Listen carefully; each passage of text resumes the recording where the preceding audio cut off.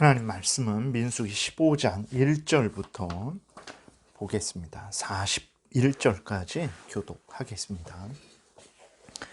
여호와께서 모세에게 말씀하여 이르시되 이스라엘 자손에게 말하여 그들에게 이르라.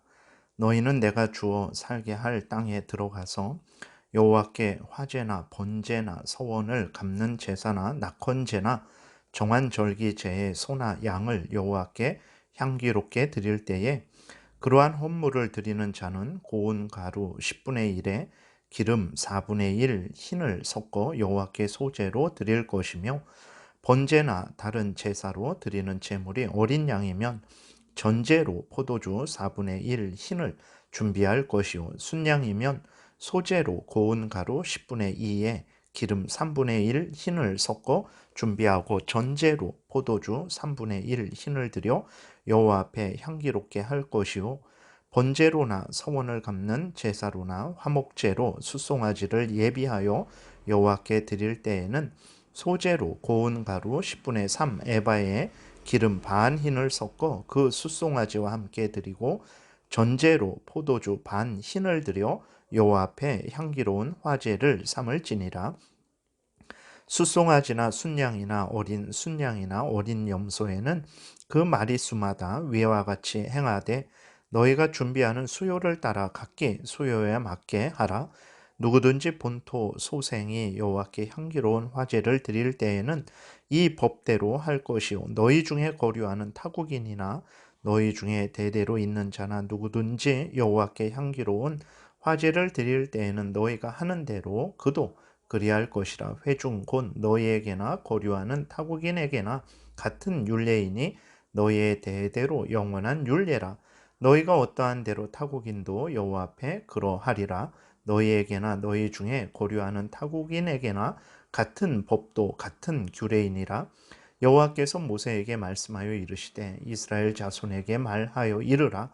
너희는 내가 인도하는 땅에 들어가거든 그 땅의 양식을 먹을 때에 여호와께 거제를 드리되 너희의 처음 익은 곡식가루 떡을 거제로 타작마당에 거제같이 들어 드리라. 너희의 처음 익은 곡식가루 떡을 대대에 여호와께 거제로 드릴지니라.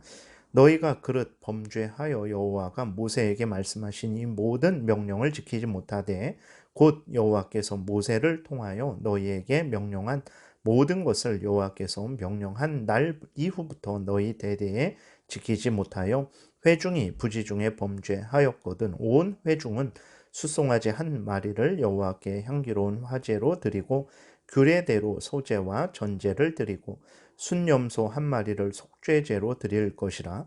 제사장이 이스라엘 자손의 온 회중을 위하여 속죄하면 그들이 사함을 받으리니 이는 그가 부지 중에 범죄함이며 또 부지 중에 범죄함으로 말미암아 헌물 곧 화제와 속죄제를 여호와께 드렸습니다. 이스라엘 자손의 온 회중과 그들 중에 거류하는 타국인도 사함을 받을 것은 온 백성이 부지 중에 범죄하였음이니라.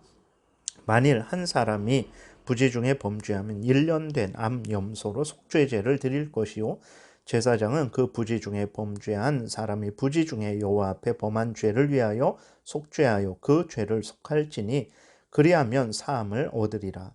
이스라엘 자손 중 본토 소생이든지 그들 중에 거류하는 타국인이든지 누구든 부지 중에 범죄한 자에 대한 법이 동일하거니와 본토인이든지 타국인이든지 고의로 무엇을 범하면 누구나 여호와를 비방하는 자니 그의 백성 중에서 끊어질 것이라. 그런 사람은 여호와의 말씀을 멸시하고 그의 명령을 파괴하였은즉 그의 죄악이 자기에게로 돌아가서 온전히 끊어지리라. 이스라엘 자손이 광야에 거류할 때의 안식일에 어떤 사람이 나무하는 것을 발견한지라. 그 나무하는 자를 발견한 자들이 그를 모세와 아론과 온 회중 앞으로 끌어왔으나 어떻게 처치할는지 지시하심을 받지 못한 고로 가두었더니 여호와께서 모세에게 이르시되 그 사람을 반드시 죽일지니 온 회중이 진영 밖에서 돌로 그를 칠지니라. 온 회중이 곧 그를 진영 밖으로 끌어내고 돌로 그를 쳐 죽여서 여호와께서 모세에게 명령하신 대로 하니라. 여호와께서 모세에게 말씀하여 이르시되 이스라엘 자손에게 명령하여 대대로 그들의 옷단 귀에 술을 만들고 청색 끈을 그 귀에 술에 더하라. 이 술은 너희가 보고 여호와의 모든 계명을 기억하여 준행하고 너희를 방종하게 하는 자신의 마음과 눈의 욕심을 따라 음행하지 않게 하기 위함이라. 그리하여 너희가 내 모든 계명을 기억하고 행하면 너희의 하나님 앞에 거룩하리라. 나는 여호와 너희 하나님이니라. 나는 너희의 하나님이 되려고 너희를 애굽 땅에서 인도하여 내었느니라. 나는 여호와 너희의 하나님이니라. 아멘. 기도드리겠습니다. 살아계신 하나님 아버지 감사합니다. 이 시간 하나님의 말씀을 전하고 듣습니다. 성령께서 역사하셔서 우리를 향한 하나님의 뜻을 잘 깨달아 알게 도우소서. 하나님이 알려주시는 대로 잘 믿고 따르게 도우소서. 감사드리고 예수 그리스도의 이름으로 기도드렸습니다. 아멘. 오늘 본문에 보게 되면 이제 하나님께 드리는 제사들이 다시 한번 강조되고 있습니다. 이것은 이스라엘 백성들로 하여금 자신들의 본분, 즉 하나님을 경외하고 하나님의 명령을 따라 행해야 되는 것이 그들의 본분인데, 이 본분을 하나님께서 이스라엘 백성들에게 일깨워 주시기 위해서 이 제사 드리는 것을 다시 한번 강조하시는 것입니다. 왜 그러냐면 이스라엘 백성들은 우리가 14장에서 살펴봤듯이 하나님을 경외하지 않고 하나님의 말씀에 순종하지 않았죠. 하나님을 원망을 했습니다. 하나님을 배반했어요. 하나님의 뜻을 거역했죠. 이제 모세와 아론을 돌로 쳐서 죽이려고 했죠. 여호수아 갈렙도 함께 포함해서. 그리고 또 이제 애굽으로 돌이키려고 했습니다. 그러니까 하나님을 직접적으로 대적을 한 거죠.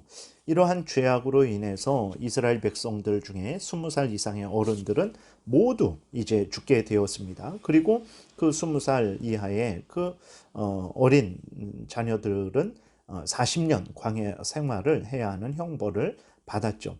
그렇기 때문에 하나님은 이스라엘 백성들로 하여금 다시는 이러한 범죄를 저지르지 못하게 하시고, 또 그들의 본분을 명확하게 일러 주시기 위해서 제사를 일러 주신 것이죠. 그리고 또 이제 범죄했을 때 용서받을 수 있는 길을 하나님께서 알려주셔서 이스라엘 백성들로 하여금 하나님을 경외하고 하나님의 명령에 순종하는 삶을 계속해서 살게 하시려는 의도로 이러한 그 제도를 다시 이스라엘 백성들에게 알려주신 것입니다.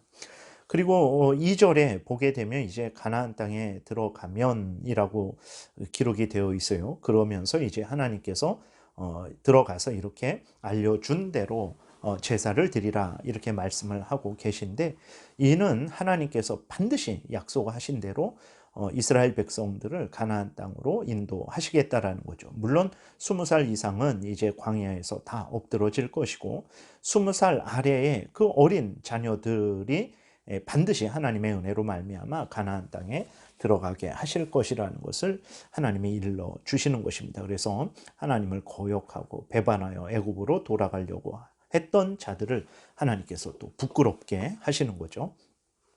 그리고 14절부터는 이제 이방인이면서도 이스라엘로 돌이킨 자들도 똑같은 규례를 지켜야 된다라고 이렇게 하나님의 말씀을 하고 있습니다. 이것은 하나님 앞에서는 유대인이나 이방인이나 마찬가지임을 알려주시는 것이죠. 즉 이방인들도 믿음으로 하나님을 섬길 수 있고 구원받을 수 있음을 드러내는 것입니다. 구약시대에도 혈통적으로 이스라엘 백성들이 아닐지라도 이스라엘로 받아들여진 그러한 이방인들이 많죠. 이것은 무엇을 의미합니까? 하나님이 아브라함을 부르셔서 이루시는 구원은 아브라함의 육신의 자손들만 구원하시려는 것이 아니고 모든 이방 나라에 있는 하나님의 모든 택한 백성들을 구원하시려는 것임을 이제 하나님께서 드러내 보이시는 것입니다. 물론 구약 시대에는 이제 주로 이스라엘 백성들을 중심으로 구원 역사를 이루셨죠. 그러나 이스라엘 백성들을 중심으로 구원 역사를 이루신 것은 이후에 하나님의 때가 되었을 때, 다시 말해서 예수 그리스도께서 구원의 그 대속의 십자가 공로를 이제 다 이루신 이후에, 성령이 강림하신 이후로 모든 나라에 있는 모든 하나님의 택한 백성들을 구원하시기 위한 준비로서 이스라엘 백성들을 중심으로 이렇게 하나님께서 구원 역사를 이룬 것이라는 것을 우리가 기억해야 되는 것입니다. 그래서 이제 예수님이 부활 승천하시고 성령께서 오순절 강림하시는 그 방식으로 이 땅에 오셨을 때에 이후로는 어떻게 하셨습니까? 본격적으로 복음을 온 세상에 전파되게 하셔서 온 세상에 있는 하나님의 백성들을 구원하신 일을 우리는 보게 되죠. 그래서 오늘 대한민국에 있는 우리들이 이렇게 하나님을 믿고 이제 구원을 받아 하나님의 자녀로서 삶을 살아가게 된 것이죠. 에베소 2장 11절에 보게 되니까 하나님의 구원 역사가 원래부터 이랬다라는 것을 이제 우리에게 알려주고 있습니다. 이렇게 기록되어 있어요. 그러므로 생각하라. 너희는 그때의 육체로는 이방인이요 손으로 육체에 행한 할례를 받은 무리라 칭하는 자들로부터 할례를 받지 않은 무리라 칭함을 받는 자들이라. 그때에 너희는 그리스도 밖에 있었고 이스라엘 나라 밖에 사람이라. 약속의 언약들에 대하여는 외인이요 세상에서 소망이 없고 하나님도 없는 자이더니 이제는 전에 멀리 있던 너희가 그리스도 예수 안에서 그리스도의 피로 가까워졌느니라.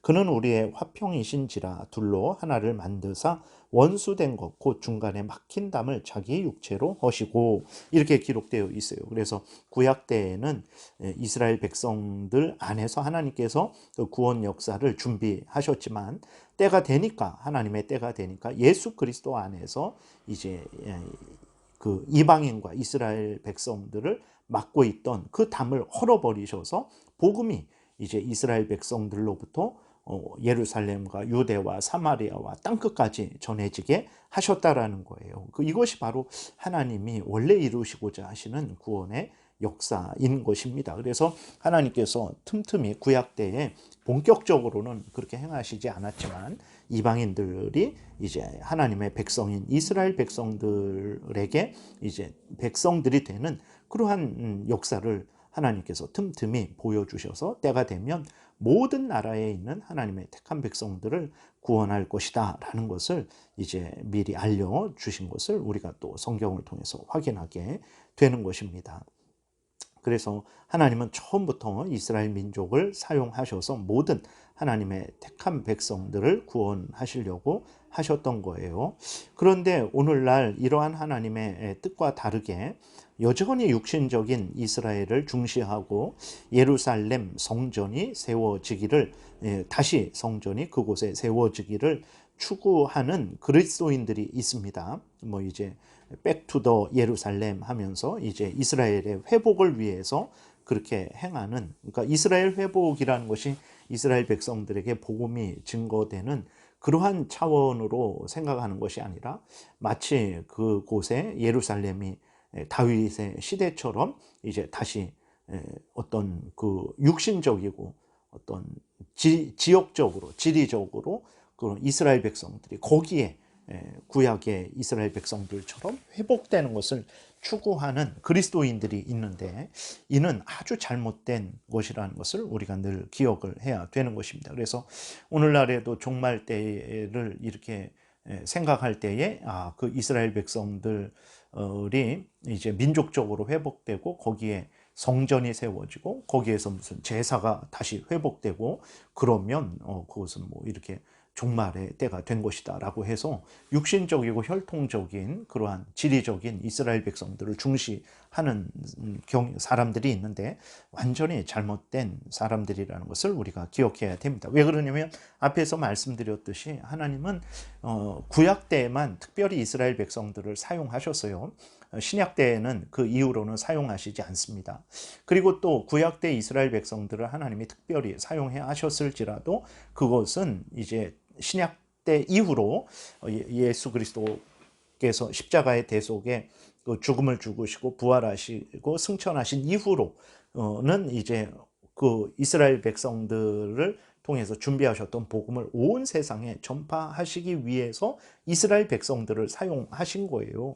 근데 이러한 하나님의 뜻과 다르게 다시 구약의 이스라엘 백성들 중심으로 육신적이고 혈통적인 그 뭐 지역적인 이스라엘의 회복을 추구한다면 그것은 하나님의 구원 역사와는 온 인류 역사를 이끌어가는 하나님의 역사와는 이제 반대로 이제 거슬러 올라가는 것이 되죠. 그것은 하나님을 거역하는, 하나님의 뜻을 거역하는 것이 되는 것입니다.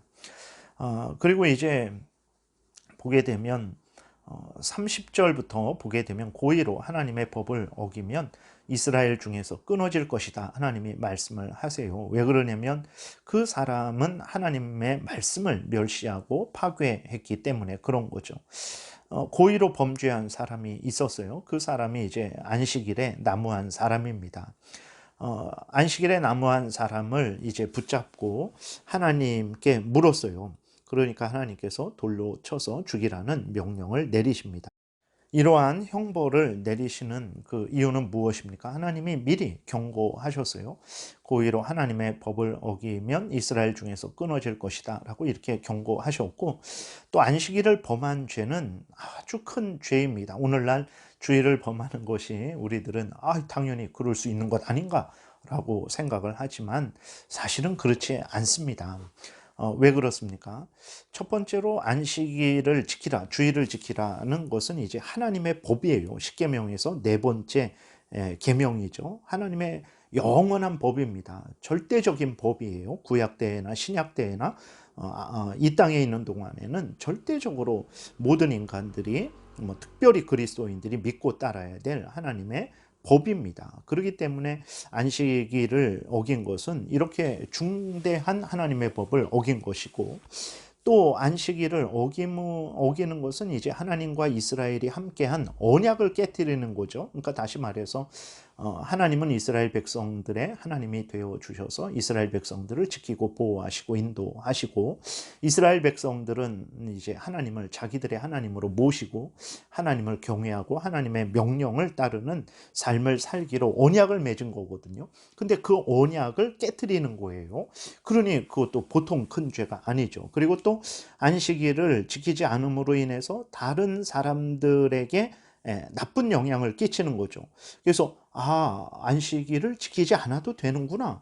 안식일은 하나님을 경외하고 하나님의 일을 하는, 하나님께 예배드리고 믿음 안에서 성도의 교제를 누리는 그러한 날로 삼지 않고 나를 위해서 사용해도 되는구나 라는 그러한 나쁜 영향을 끼치게 되는 거죠. 그래서 이제 다른 사람들에게도 그러한 나쁜 영향을 끼치고, 또 안식일을 통해서 하나님이 드러내시는 것은 무엇입니까? 영원한 천국을 드러내시는 거예요.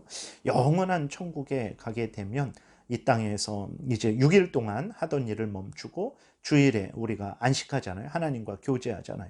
그것처럼 이 땅에서 모든 인생의 그 과정을 마치고 때가 되면 천국에서 영원히 하나님과 함께 영광을 누릴 것이다. 이것을 안식일을 통해서 하나님이 드러내시는데, 그 안식일에 세상 일, 자기의 일을 함으로 말미암아서 천국을 소망하지 못하게 하는 거죠. 그러니까 안식일을 지키지 않는 이것이 참으로 큰 죄입니다. 근데 오늘날 우리는 죽지 않죠. 하나님이 용서하시고 또 용서하시고 다시 기회 주셔서 하나님의 뜻대로 살게 하시려고 우리를 죽이시지 않는 것이지, 우리가 안식일이 하찮아서 어겨도 되는 날이라서 우리를 오늘 본문에 있는 것과 같은 형벌을 내리시지 않는 것은 아니라는 것을 우리가 기억해야 되는 것입니다. 그리고 또 하나는 이제 이렇게 안식일을 지키지 않는 자를 이제 그 국법이죠. 이게 그 나라의 법으로서, 공권력으로서 이제 사형을 이렇게 집행했는데, 이것은 이러한 방식은 이제 신정 국가인, 즉 하나님이 직접 다스리는 그러한 이스라엘이었기 때문에 그것은 가능한 것이라는 것을 우리가 기억해야 되는 것입니다. 신약 시대 이후로 하나님은 이제 국가는 국가로서, 또 교회는 교회로서 그 영역을 이제 구분하셔서 이제 교회의 치리는 영적인 치리만 할 수 있도록 행하셨습니다. 그래서 절대로 교회에서 마치 예전에 로마 카톨릭이 이제 사람을 심판하고 그들의 그 신체를 구속하고 또 때리고 심지어 불에 태워 죽이는 그러한 일을 할 수 없습니다. 하나님께서 교회에는 그런 권한을 준 일이 없어요. 그렇기 때문에 이러한 처벌은 구약 때에 특수하게 이스라엘, 하나님이 직접 다스리는 이스라엘 나라에만 국한되었던 법이라는 것을 우리가 기억을 해야 됩니다. 오늘날 교회의 7일은 영적인 7이죠. 그래서 이제 권면하고 그 다음에 또 그래도 듣지 않으면 수찬 정지하고 그래도 듣지 않으면 이제 출교하고 이러한 차원의 영적인 징계라는 것을 우리가 기억해야 되는 것입니다. 37절부터는 이제 옷단에 그 수를 다르라는 거죠. 이것은 항상 그것들을 보면서 하나님의 말씀을 기억하고 잊어버리지 말고, 그래서 하나님의 말씀을 어기지 않도록 이스라엘 백성들을 이렇게 또 지도하시기 위해서 그런 것입니다. 기도드리겠습니다. 살아계신 하나님 감사합니다.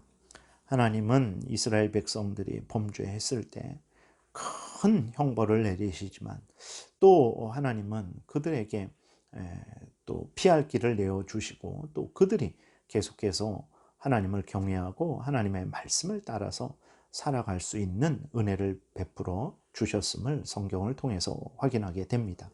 하나님 아버지, 우리들이 이 모든 일들을 또 늘 잊지 말고 마음에 기억해서 항상 하나님을 경외하고 항상 하나님의 말씀을 따라서 열심으로 살아가게 도우소서. 감사드리고 예수 그리스도의 이름으로 기도드렸습니다. 아멘.